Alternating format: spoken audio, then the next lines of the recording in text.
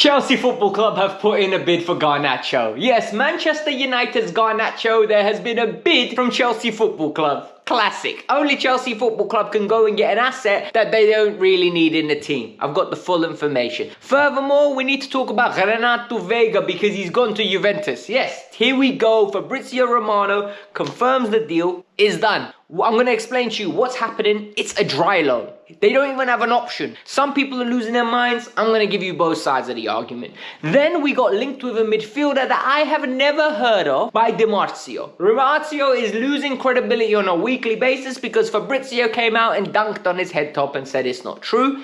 And Chelsea signed a 17-year-old from Kazakhstan for 4 million euros. And there are certain people losing their mind. Why do you care?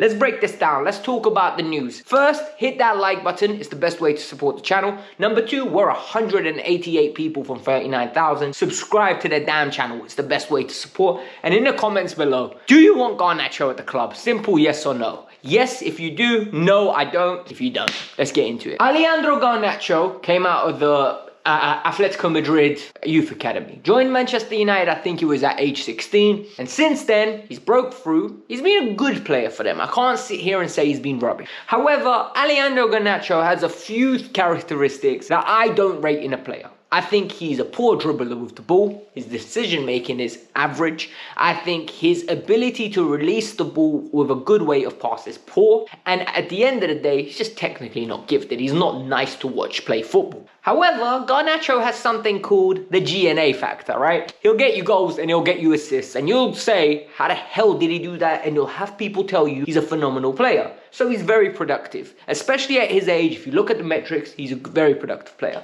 Why am I saying this? Guys, I've come to the point of acceptance. I've come to the point of realization. There's no point of me fighting it. Like I tell many of you, Chelsea don't watch my channel. They don't listen to me. They are not going to get Alejandro Garnacho. A lot of people have said, oh, Alex, look, people were negative about Samu. People were negative about Duran. People were negative about Palmer. Get over it. I'm over it.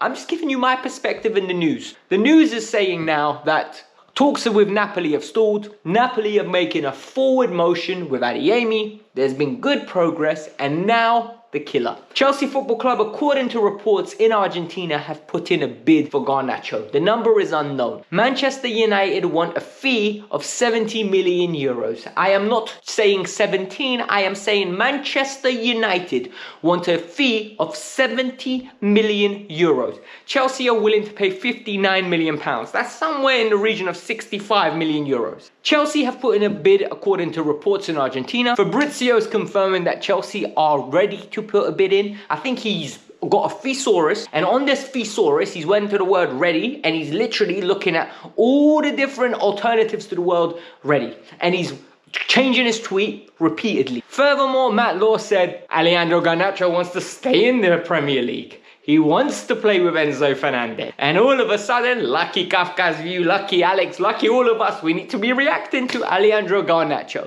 Now let's analyze this. Do we need him? We don't need him. We genuinely don't. Is he going to be a good signing? Only God knows, and only time will tell.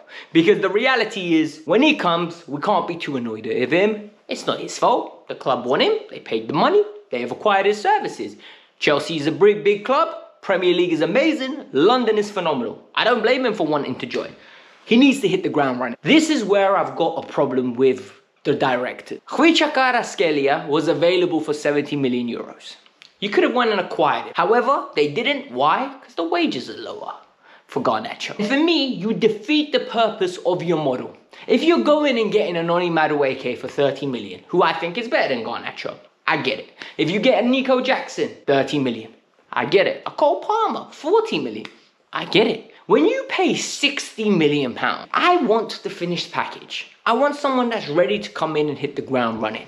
I don't want a Mudryk. We already gambled. I wanted a Pedro Neto, but Pedro Neto's not working. All right? At the moment, 6 months in, let's be honest, Pedro Neto's not working. Do I think he can work? I do. With Garnacho, I'm just not convinced. And I'm not saying he's a horrible footballer. He's not. But I don't think he's the solution that we're looking for. And sadly, people are saying this is a huge smokescreen. He's going to go to Napoli. This is Man United and Chelsea negotiating. I don't believe it. I think this is copium from everyone else. Now, let's get into the next news. The next piece of news on Renato Vega. So Renato Vega joined Chelsea from Basel. Renato Vega has played at left back. He played a few minutes at centre back. He's played in CDM. All around, Renato Vega has been a good signing for 13 million euros. Right? Renato Vega was never going to be a starter at Chelsea. He came with the intention of understanding that. What happened? In the meantime, Renato got himself lovely Portuguese caps. He's got 2 of them. He absolutely loved the feeling of wearing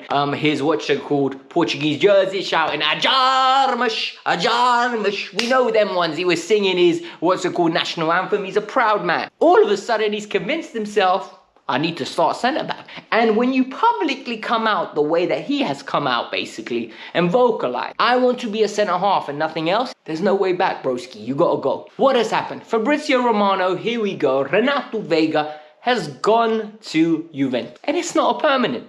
They're paying 5 million euros. 5 million euros for a 6 months rental. After that, he'll be coming back to Chelsea. Apparently, the player is convinced he wants to make it at Chelsea Football Club. He's gone. He will never wear a Chelsea kit again. I am convinced. He's going to go to Juventus, play centre-back, play very well. And what's going to end up happening is they're going to pay the money in the summer and take him. And you know what? For me, if we get 20 million euros, 25 million euros, that takes it all the way to the magic 25 to 30 million euro mark. We only paid 13 million. Phenomenal. This is what I call good business. Renato Vega was never the solution.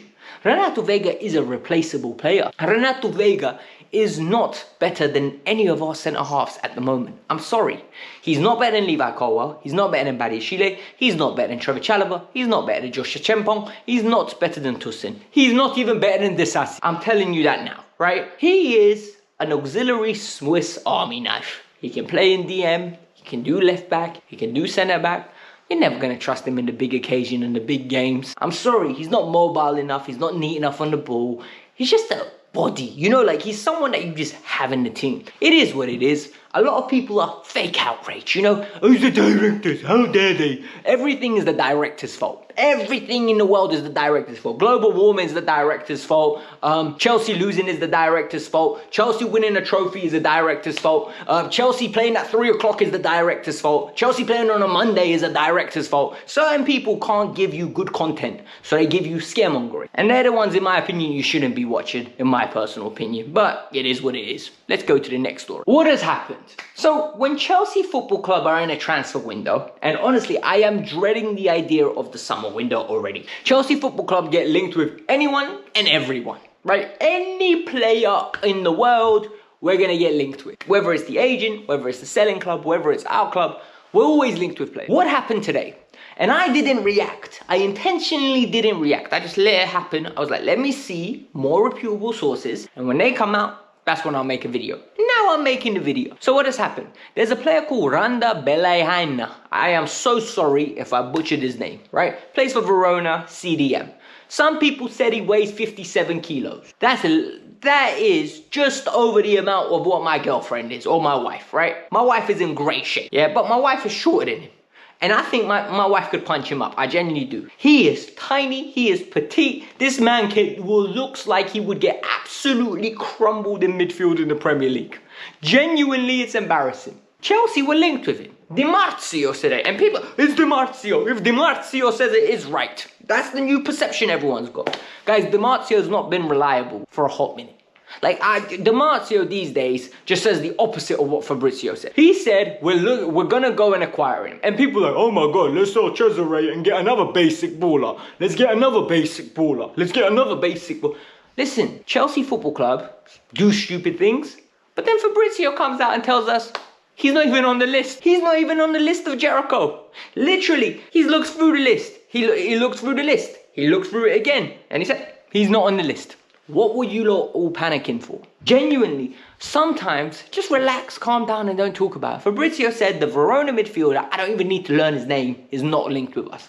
However, we did sign a player. And we signed a 17-year-old from Kazakhstan for 4 million euros. Cue the meltdown. People are like, how dare they spend that? Brother, it's 4 million euros on a player that we never would have heard of it. And let me explain to you. Roman Abramovich and Chelsea used to do this all the time. For those of you that just recently started supporting Chelsea, you won't know these names, but I'm going to tell you them. Fabio Borini, Chelsea acquired him when he was young. Islam Farouz, Chelsea acquired him from Celtic when he was young. Jeffrey Brumer, I think it was from PSV, we got him for some fee. Gael Kakuta, we got a transfer ban for Gael Kakuta when he was young. All these transfers used to happen, but we didn't have Fabrizio Romano. You didn't have the Kavkas View telling you. You didn't have all the different sources. No one cared. Nobody. I think that was Ben Saha, the Israeli forward. No one cared. Not one person cared. Now, every time we sign a youngster, it's hysteria, it's panic. Can we stop? It's exhausting. We're all adults. Some of us are soon to be adults. I've checked the average age of my channel, 25 and plus. Literally, 75% of my viewers are all above the age of 25. Meaning, adults watch my channel. I don't do the propaganda of panic, panic, panic, panic, panic. Because it's boring. I like to watch my team. I like to understand what's going on with my team. We break it down, we talk about it logically. It's lovely, it's interesting, and we keep it stepping with the rest of our day. Football is meant to be a passion of ours. It's not meant to be something that causes us distress.